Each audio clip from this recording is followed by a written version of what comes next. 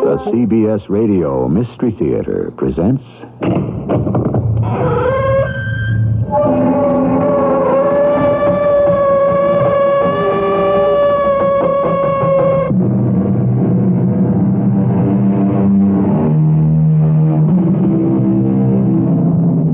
Come in. Welcome. I'm E.G. Marshall. It is said that each of us takes the limits of our field of vision for the limits of the world. And why not? For what is the world? Obviously, it must be the realm of the five senses. Plus, yes, plus now and then, here and there, perhaps a few extra ones. I said, Miss Towers, that I want you. Sir, I'm shocked. You should be overjoyed. Here you are, a mousy little school teacher. If I'm a mousy little school teacher, why do you want to marry me? Who said anything about marriage? You'll live with me, travel with me, enjoy the world. And what happens to me afterward? Miss Towers, you're one of those people who've been brought up to worry about tomorrow. What if tomorrow never comes?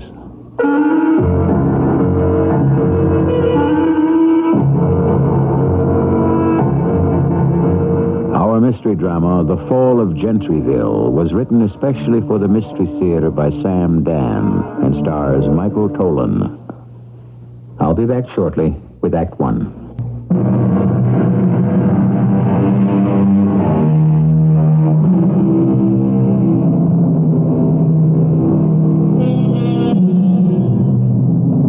They say a virtuous woman is an insult to the devil. To Satan, of course, purity and moral rectitude are like red flags to a bull. Decency and chastity to Old Nick are abominations to be destroyed. And so, through the centuries, Mephistopheles has spent his time roaming the earth to perform his mission, which is to seduce the innocent, degrade the righteous, and corrupt the saintly. They also say, unfortunately, that he isn't as busy these days as formerly, since so many people seem to be doing fewer and fewer things that would offend him. Well, before we can form a conclusion, it is necessary for our story to have a beginning. But in order to begin this particular story, we must start with the ending. Just stay with us. We'll sort it all out before we are finished. Hey, Pete! Pete! Now, don't pretend you don't hear me. Get in here and shut the door. Probably can't hear himself think. Yeah? What would you be thinking about anyhow, Gomez? Just close that door, huh? Now, where were you going? Oh, no place in particular. You weren't by any chance going to sneak down to Deuce Aches for a couple of quick ones, were you? You know me, Gomez. I'm on the wagon. I'm willing to bet that wagon's already off the track. I'm entitled to a lunch hour. You can eat on the plane. What plane? You're headed for a town called, I got it written down here someplace. Gentryville. That is, if you can find it. Why won't I be able to find it? Because it's missing. How can a town be missing? As of right now, people can no longer find Gentryville. Where's it supposed to be? In the mountains, 30 miles north of Janesburg on Interstate 989. So why can't people find this place? This, Gentryville? You haven't been paying attention. Gentryville isn't there anymore. What is there? I guess whatever was there before Gentryville existed. Trees, rocks, bushes, hills, nature. You're telling me this town just disappeared? Finally, it's beginning to sink in. Listen, Pete, all the wire services, the networks, feature writers from all over the country are headed there. And what are they going to write about? How do I know what they're going to write about? I don't care what they write about, but I do know what you're going to write. You do? Whatever it is, it's going to be different, unusual, provocative, off the beaten track, sure to win the Pulitzer Prize. Hey, now, Gomez. It had better. It's the only way I can justify keeping you on staff. Now, wait a minute. This is your golden opportunity, Pete, baby. To do what? To prove you're not a has-been. You'll show them you're not all washed up and all dried out. You just go there and find that town. Ladies and gentlemen of the media, I'm here to tell you everything we know. Which isn't much. Yeah, which isn't much. Anyhow, this is the site of the village of Gentryville. It was a hamlet of some 600 people, and it stood right here. Right where? Here. Just where all of us are standing now. Come on, Sheriff. What are you trying to run here? There's absolutely no sign of any kind of buildings. Well, I appreciate your, what shall I call it, your attitude. It is hard to believe. But right here where I'm standing was Jepson's General Store. And 50 feet to the left was Crowder's Barber Shop. And just past that was the Gentryville Bank, which also contained the post office. The church was right down that way.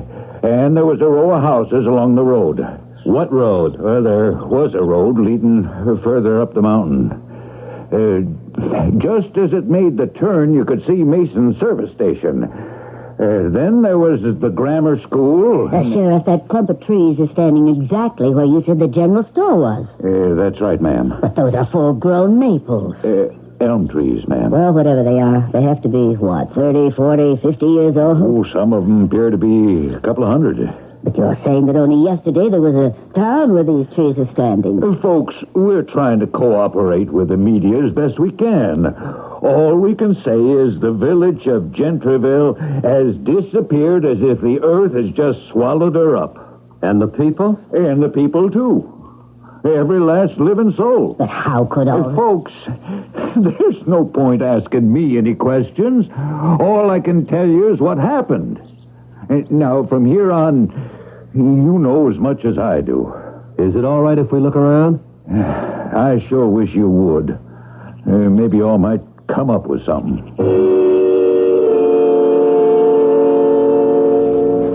Hello, Pete. Hello, Kate. Who are you working for? Gomez took me on. Gomez? I bet he isn't paying you a fraction of what you're worth. He's the only one who's willing to pay me anything at all. You all right, Pete? I'm all right today. That's the best I can hope for. What do you make of this thing? It could be a hoax. What kind of a hoax? This whole region is having a bad summer. Hotels are half empty. So it could be a publicity dodge. But it isn't. This was a place called Gentryville. It's on the state roster. It stood right here. How could the town and everybody in it just vanish? And without a trace, as if it had never existed. I've got a camera crew up here. They're shooting, but I don't know how to handle the pictures. Use the mystery angle. Mystery? What strange trick of fate? What mysterious force of nature? That's good for the 11 o'clock news tonight. Where do I go from there? This is the kind of story you have to wait for. Oh, Sheriff. Hey, yes, sir? You were telling us there was a row of houses. That's right. There was. Street down this way. Oh, there was 15, 20 houses, I'm trying to recall. And that's where everyone lived? Oh, no. There were some farms going further out away from town. And they're gone, too? Yes, sir. Every last one of them. We had the National Guard and the U.S. government. Nobody knows what to say. I'd advise you folks of the media to start heading back for Jamesburg in a little bit. Why? For your own good. It gets dark up here fast. And these roads can be mighty treacherous, even in the daylight.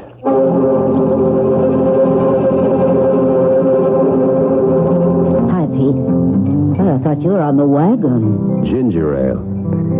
How long are you staying here? Oh, my producer says give it another day. What are you reading? I have here a copy of the Gentryville telephone directory. It is, as you can see, a rather slim volume. More like a pamphlet. You could almost memorize all the names. Bacons, Crowders, Jepsons, Masons, Quentons, Stallworths. Less than 50 all told. The earth simply swallowed them up. How? How is unimportant. The earth just did it. The question we should ask is, why? Why? Yes, why? What did they do? You mean the earth swallowed them up because of something they may have done? Why not? Is there another explanation? Sure. What is it? As a matter of fact, I'm writing it up now. You want to tell me about it? Well, the Army engineers are in town, plus some people from the Department of the Interior. Also, engineer types. These learned folk will come up with a variation on the Earth fault hypothesis. You think so? What else can they do? Various and sundry shifts in the subsurface. Beneath the crust of the earth is molten lava, gas, and whatnot. This stuff is always forcing itself up here, there, everywhere, causing sudden chasms and things. That's what happened to Gentryville. But you know that's how it'll all come out. You sound as if you don't believe it. Oh, I believe it. I mean, what else can you believe? What else? Well, what else is there? There was some sort of subterranean regurgitation in the area of Gentryville. And the whole place fell into a hole, which was covered up immediately by the surrounding terrain. There, you've got it. Leaving absolutely no trace at all. And you believe it. You don't? It's just... I'd like to know what these people did. And what does that mean? We've been told that cities have been wiped out because of evil. Oh, well, this becomes another kind of discussion. Why? Okay. How do we handle it? The town of Gentryville and every single living inhabitant disappeared from the face of the earth because... Yeah, because? Because of... Take a deep breath for this. Sin. Sin? It's happened before. And that's to become the lead paragraph in your story? It could be. Oh, Pete, please. What is it? This is your chance to come back. At least you've got a job. And I'm trying to do it. Pete, maybe we could even work things so we could start again. Kate, part of the problem was you thought you had to edit all my stories. I know. Well, I was wrong. Maybe I was jealous. I know you're the better writer. But you always had the better jobs. Oh, that has nothing to do with talent. What are we arguing about? Well, you shouldn't do something silly. If I say that Gentryville might have vanished from the face of the earth because it was guilty of sin, that's being silly? Well, Kate, I refer you to the great book that must be the cornerstone of all our lives. The Bible. Well, what? These things are not supposed to happen anymore? Just be careful how you handle it. Gomez has a very short fuse. I can't write scared. I can't pick and choose my thoughts to make sure I select the ones that'll protect my job. You actually believe the town of Gentryville was punished? I'm looking for facts. Such as? Oh, here's a man who can help us. Hello, Sheriff. Hey, evening, folks. Everybody treating you right in town? First rate. Yeah, that's good. Jamesburg's never had nearly so much play from the media. We want to make a nice impression. Oh, I'm sure you have. We got the best swimming, fishing, sailing in the entire state. Sheriff, could you answer a question? It'd be my privilege. The people who lived in Gentryville. What about them? What kind of men and women were they? Oh, nicest folks you'd ever want to meet. This is off the record, Sheriff. You don't have to be afraid to tell me the truth. Well, the truth is they were.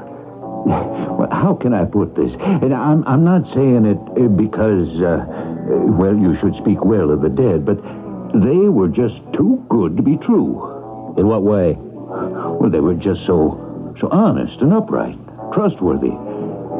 There's never been even a breathing of any kind of scandal whatsoever. Then you would classify it as a moral sort of town. I would say without fear, doubt, or hesitation, Gentryville was the most moral, law-abiding, righteous, sin-free town in all these United States. All right, Pete. Now, what do you say?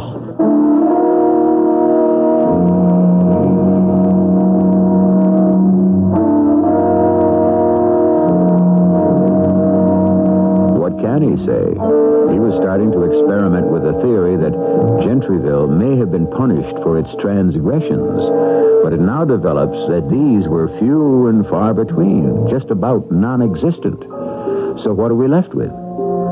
We still must come up with an explanation for the disappearance of Gentryville. Well, we can try again in Act 2.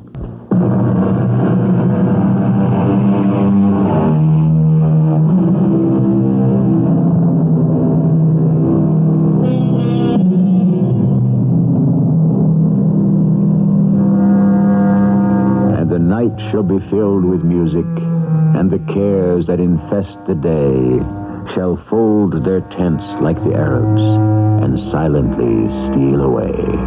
The reason we quote Mr. Longfellow here is because those Arabs who still lead the Bedouin life leave no trace in the desert sand when they decide to move their temporary villages. They disappear completely. But how could that happen to a town in these United States? A permanent place made of wood and stone, built to last forever. Hello, Pete. Oh, phone in your story? Thanks to you, I had one. Thanks to me. I used your mystery hooker. What strange trick of fate, what mysterious force of nature, and so on. Do you mind? It's okay. What have you written? Nothing, Kate. At all? I got my trusty little tape recorder, and I haven't put a single word on it. Oh, I see you're still looking at that Gentryville telephone book. Yeah. Why? There's a name here. Towers, Miss Jenny Towers. So? It's the only miss in the book. And? She fascinates me, this Miss Jenny Towers. Why? Who was she? What was she? A young girl, an old maid? Well, you could ask the sheriff. I did. She was both. How could she be both? She was a young girl who also happened to be an old maid. Up around here, if a girl isn't married by the time she's 19, she's written off as a spinster. That doesn't look like ginger ale. It isn't. Oh? Now, don't worry. I'm not starting anything. This is just to fortify myself against the night air. It's not that cold outside. It's supposed to be close to freezing up in the mountains. The mountains? Hey, where are you going? Me and my trusty tape recorder are driving up to Gentryville. Or up to where it used to be. Now? Why not wait till day? I've been there during the day. Well, what will you be able to see in the dark? What were you able to see in the light? Well, Pete, you can't go up there. Up there is where my story is. That being the case, what am I doing down here? Pete, don't go. I'll see you around, Kate.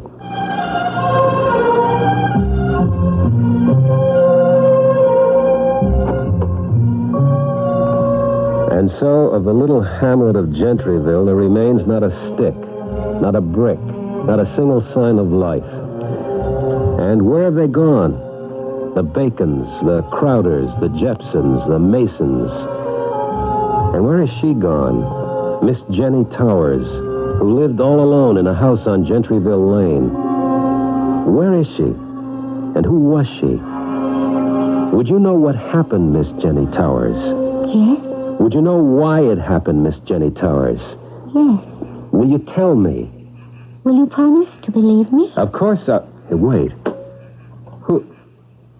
Who are you? Jenny? Jenny Towers? Jenny Towers? You came up here to see me, didn't you? Jenny Towers? Yes? You're real. Of course. But what are you doing here? I live here. That here doesn't exist any longer. I know. Well, what are you doing here in the forest, all alone at night? I was waiting for you. For me? You don't even know me. I wanted to make sure someone would know the story. What story? What happened to us here in Gentryville? I saw all of you, reporters, writers, correspondents, here today. Of them all, I think only you would know how to tell it. Look, you don't want to stand out there. Come into the car and sit down. No. You better come with me. Where? To where my house used to be. Jenny, Miss Towers. Jenny is all right. Is it wise to go wandering around here at night? We're not wandering around. I know where I am. Yes, but Don't you want to come with me? All right. I find it hard to believe that all this is actually happening. Why? Oh, be careful. The ground is rough. Now, you see, just on this rise, this is where my house used to be. And this is where he came. He? Yes.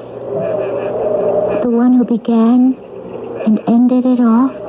Who are you talking about? Mr. Mallow. Oh, Mr. Mallow. He was young, no more than 30, and handsome and rich. Oh, you could see he was rich. Mr. Mallow. his first name? I don't know. It didn't matter. It's Mr. Mallow now. I was sitting on my porch. It was a Sunday afternoon, and I could see him coming up the road that used to be here. He was dressed for walking in the country. Comfortable boots, a corduroy jacket. But you could tell they were expensive clothes. I was listening to a concert on the radio. Hello. Hello? Mind if I listen? Won't you come up and sit down? You're very kind. Do you like Mozart? Oh, Mozart. I know him very well. That's an odd way of putting it. Really? What you mean is, you know his work very well. But it sounded as if you said you knew Mozart very well. And that would be impossible. It would? Of course. He died almost 200 years ago. Yes. Oh, I see where you might think that's impossible. And you don't? We live in a world where anything can happen. Oh. Are you staying at one of the hotels down in the valley, Mr. Mallow. Mr. Mallow? My name is Jenny Towers. I know. You know? Oh, I know everything about you. You do? Oh, yes. You were born and raised in Gentryville. Your parents died and left you this house. You were engaged to be married, but he was killed in Vietnam. Now, where did you find all... And so you just stayed on here, teaching school. Why would you even want to find out these things about me? Why? Because I want you. I beg your pardon? I believe you heard me. I heard, but I'm not sure I understand. My dear Jenny, what is there not to understand? But what are you talking about? You know very well what I'm talking about. I want you. Sir, I don't wish to continue this conversation. Why not? Because Because you should be overjoyed that someone like me has opened such a conversation. Here you are, a mousy little old-maid country school teacher. If I am a mousy little old-maid country school teacher, why do you want me? Because you appeal to me. That's why I'll make you rich. But I don't want to marry you. Who said anything about marriage? You'll travel the high spots of the world, London, Paris, Rome. You'll live in luxury. The greatest designers, couturiers, shall create your fabulous wardrobe. Now say no. No. No? Why? What happens to me afterward? Oh, I see. It is not moral scruple, but practical consideration. Oh, I didn't mean it that way. Although, I admit that's part of it, too. Oh, I simply couldn't do what you ask. It goes against everything I believe in. You know what that sounds like. Yes. Stiff, stuffy, self-righteous, perhaps. And so completely out of tune with the times. I don't wish to seem inhospitable, but I would like to say goodbye to you, Mr. Mallow. Oh, never say goodbye, Miss Towers. But always, au revoir. That man's name was Mr. Mallow? Yes. And you're saying that he came from out of nowhere to proposition you? Why? Why? Well, I'm not really bad-looking, am I? No, but why you? He said I appealed to him. And he offered you everything. And you turned him down. Why?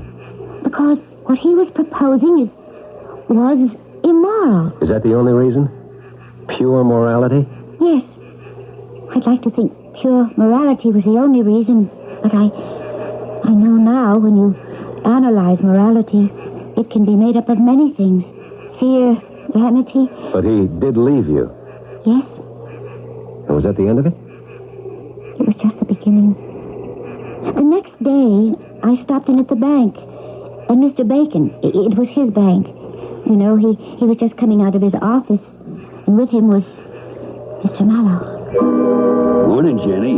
Good morning, Mr. Bacon. Jenny, I'd like you to meet our newest depositor, Mr. Mallow. Miss Towers and I have already met. That a fact? I'm so glad to see you again, Miss Towers. May I invite you to have lunch with me? No, thank you. Well, another time, perhaps. Good day, Miss Towers. Mr. Bacon? Yes. Good day, sir. Jenny, why didn't you want to have lunch with him? Why? He's sweet on you. You can see it. And the fella's a millionaire. He is? Jenny, he just opened an account here. I mean, I'm not allowed to disclose the exact amount of what it is, but it is handsome. Mr. Bacon, why did he open an account with you? He didn't say. He implied. He said this town looked like a potential gold mine. What kind of gold mine? Yes, sir, Jenny. He said the potential here was unlimited. Absolutely unlimited. And he wanted to get in on the ground floor. The ground floor of what? The greatest development this part of the country has ever seen. Development? What does that mean? Exactly. Well, growth. After all, what have they got in the valley that we don't have up here and better? We can become one of the biggest resorts in the world. Is that what we really want? Why shouldn't we want it?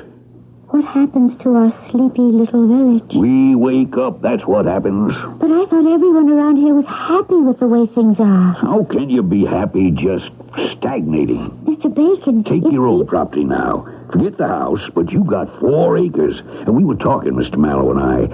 Do you have any idea how much that land will be worth? Mr. Bacon, please, don't listen to this, Mr. Mallow. Don't pay any attention to it. Why not, Jenny? I'm scared. Terribly scared. Of what? Of what's going to happen to all of us. Now, Jenny, what could happen?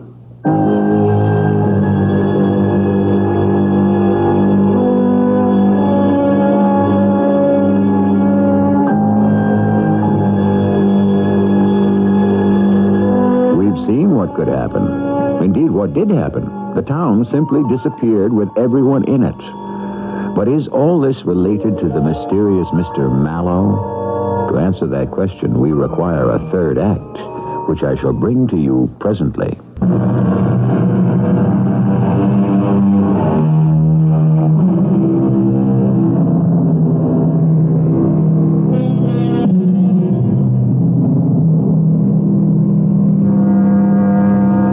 The history of the world is, in a very real sense, the story of disappearances. Nations, kingdoms, empires rise, have their day, and then simply vanish.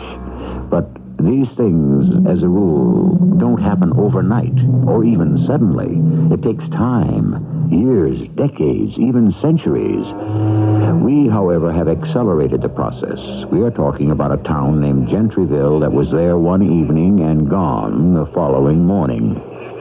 What you're telling me is that this Mr. Mallow decided to stay in town. Yes. Soon everybody knew him. Everybody liked him. Everybody but you. I was a minority of one. But every day, Mr. Mallow would stop at my house. Oh, it's you. Of course. May I come in? For what purpose? For what purpose? Oh, my goodness. Well, I know how that sounds. Then why did you say it? Because it needed saying. There is no future for you and me. So Who if you said don't... anything about a future? I'm only talking about a present. An exciting, exhilarating, fantastic present. But I am not interested. Well, tomorrow's another day. Goodbye, Mr. Mallow. Oh, never say goodbye. Just auf Wiedersehen.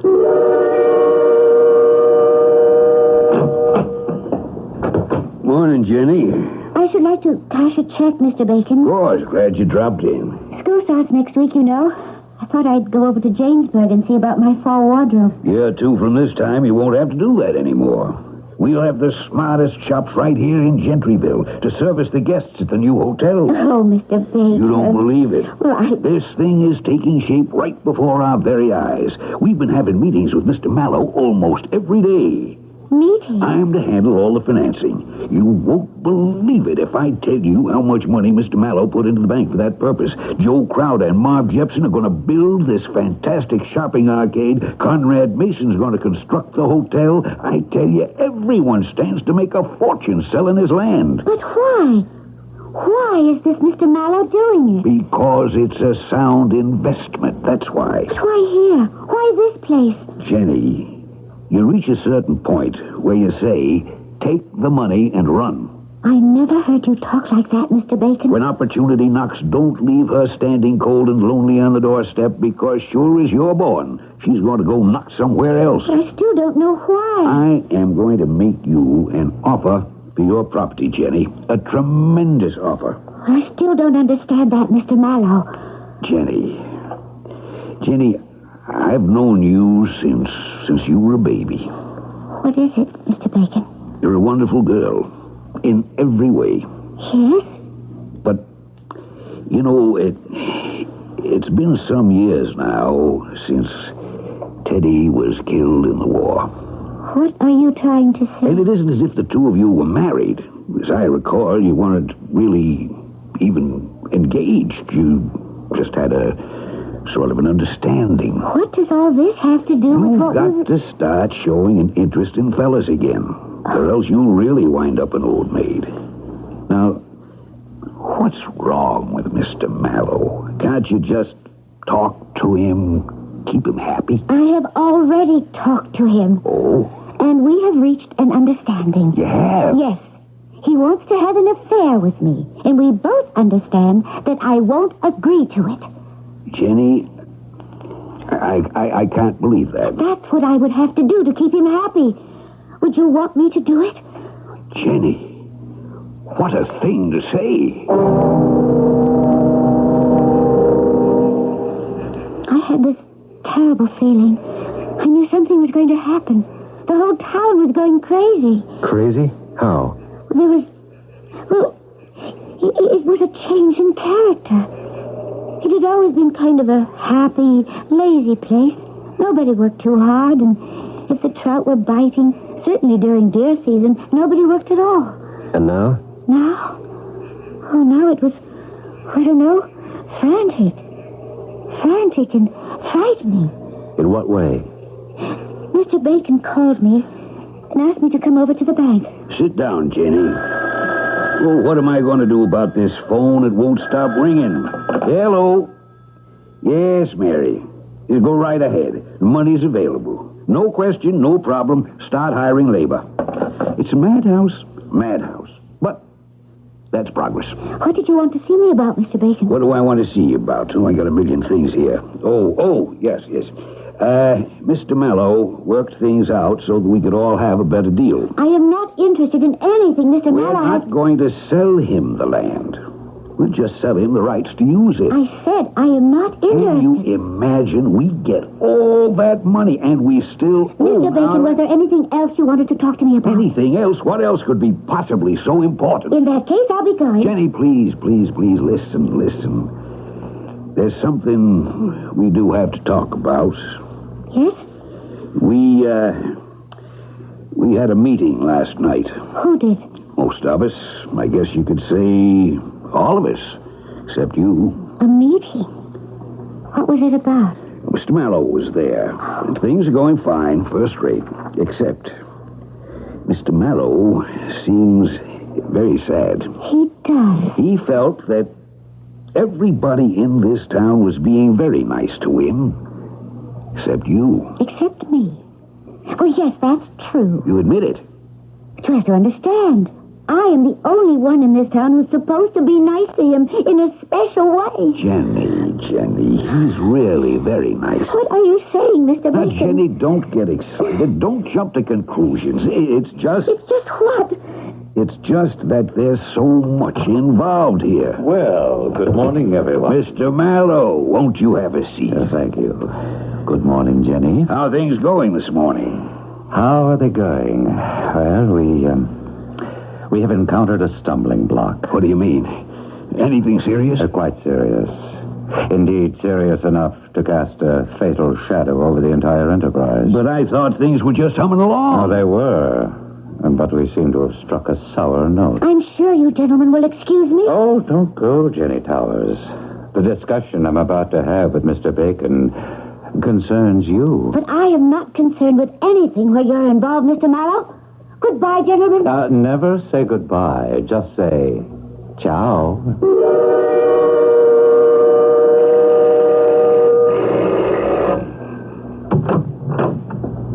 Good evening. What do you want? Oh, now, is that a way to greet your lover? I think it's time we put a stop to this. How can we stop what hasn't even begun? Mr. Mallow, I am going to call the sheriff. The nearest sheriff is in Janesburg, and that's 30 miles away.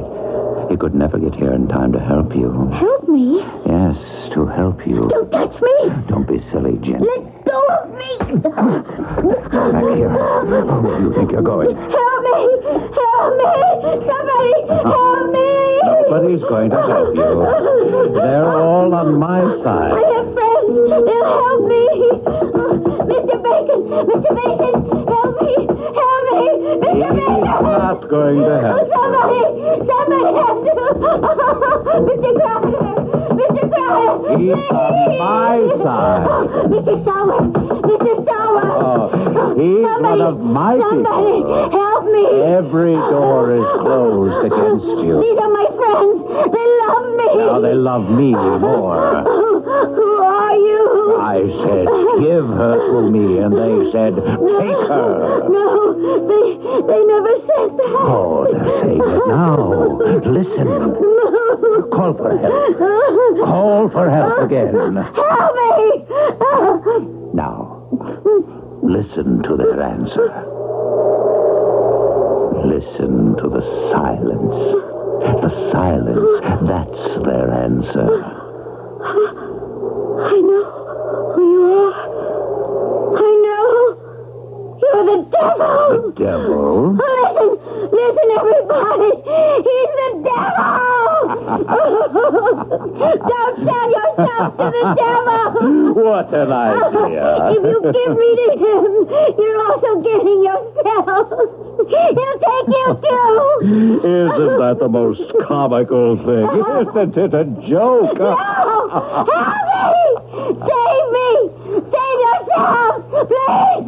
Let go! Look at the sky! Feel the earth! He's the devil! The devil!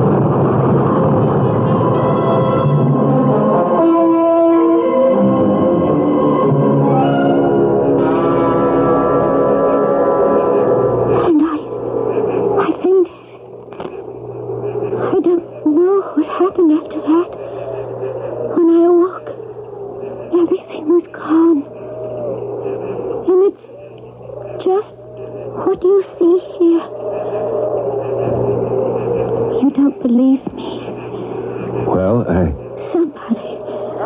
Somebody has to believe me. Look, coming up the hillside. Lights. people. They're after me. Who's after you? Don't let them take me, please. Help me. Who's after you? Those men. Which man? Hold it, fellas. But it sounds like the sheriff. I see her up there. Sheriff. Help me. No, it's all right, Jenny. It's all right. Please. Oh, please. I see you found her. Oh, please. No, Miss Howard. Everything's going to be just fine. Oh, please. You don't believe me. Tom? Jack? You bring her down there to the ambulance. No. Help me. I'll help you. Stay with me. All right. Wherever you go, I'll stay with you. We better get her back to the hospital.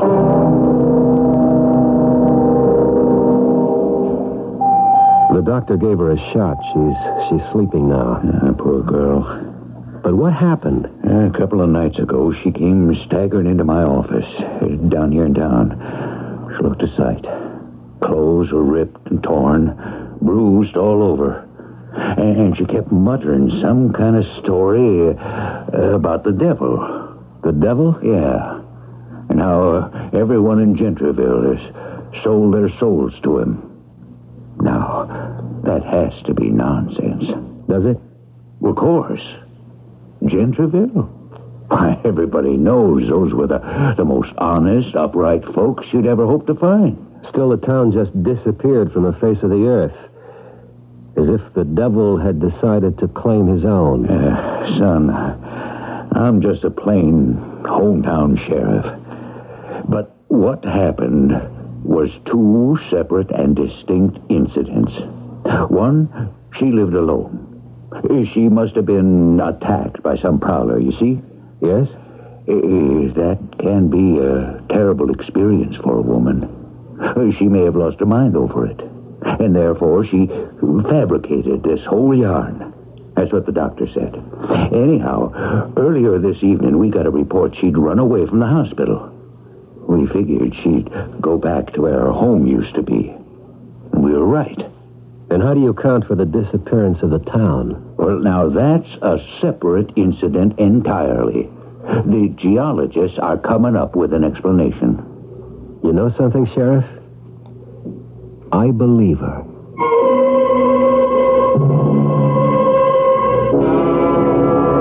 Hello, Gomez. Did you get the story? Yeah, it's beautiful. Beautiful. You gonna run it? If I do, they'll run you and me right into the nut house. Look, listen, Gomez. You listen, Pete. You had your fun, you wrote your fantasy, and you can send it to a movie producer. Now, send me the story of what really happened. But Gomez... Gomez! That's what did happen.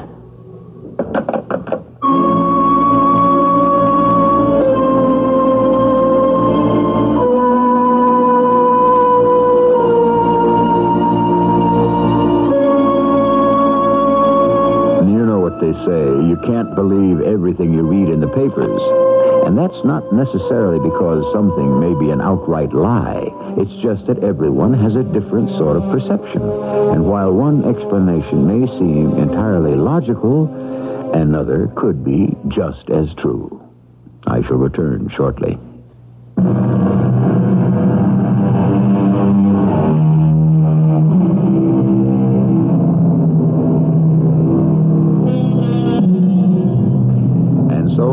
What did happen to the town of Gentryville? A natural disaster, which is reasonable, or a sellout to the devil, which seems far-fetched, but that's only at first glance. If entire nations can disappear, why not small villages? And all the great nations in history that held sway briefly and disappeared from the scene, wasn't it because they became corrupt and decadent? And in a very real sense, isn't that the same as selling one's soul to the devil? Our cast included Michael Tolan, Evie Juster, Jackson Beck, and Ray Owens. The entire production was under the direction of Hyman Brown. This is E.G. Marshall inviting you to return to our Mystery Theater for another adventure in the macabre. Until next time, pleasant dreams.